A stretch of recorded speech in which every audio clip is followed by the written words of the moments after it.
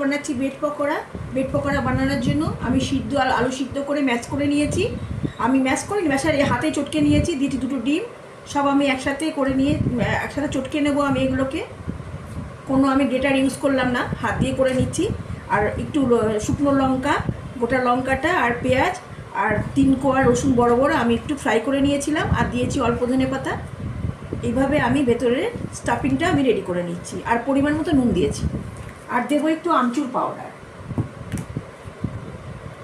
একটু চটপটা ভাব আনার জন্য আমি একটু আমচুর পাউডার দিচ্ছি।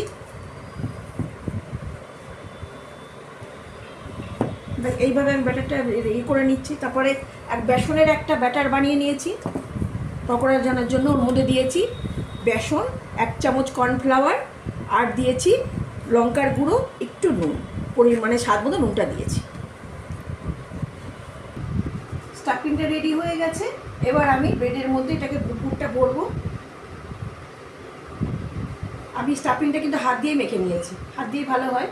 আর আমি আরেকটু লঙ্কার গুঁড়ো দিয়েছিলাম, ওটা আমি বলিনি, একটু ঝালের জন্য। আমি একটু চেক করে দেখলাম ঝালটা একটু কম কম লাগছে, একটুখানি শুকনো লঙ্কার গুঁড়োটা আমি যেটা ঝাল লঙ্কার গুঁড়োটা আমি দিয়ে নিয়েছি, দিয়ে চটকে নিয়েছি। স্টাফিংটা বেশি করেই দিচ্ছি, দিয়ে এটা ওর মধ্যে চেপে দিচ্ছি। আমি এর মধ্যে আর কিছু দিলাম না, মাখন বা চিজ কিছুই দিলাম না, প্লেন বানাচ্ছি। এইভাবে আমি সবগুলো করে নেব।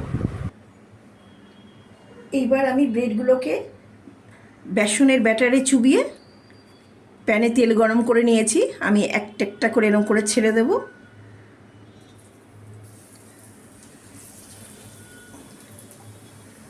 আমি আরেকটাও দিয়ে দিচ্ছি, প্যান বড় আছে।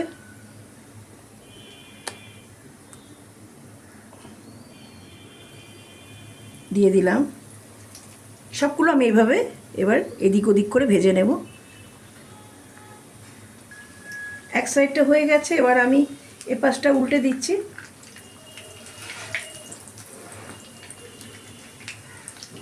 সব কটা আমি এরকম করে উল্টে দেব।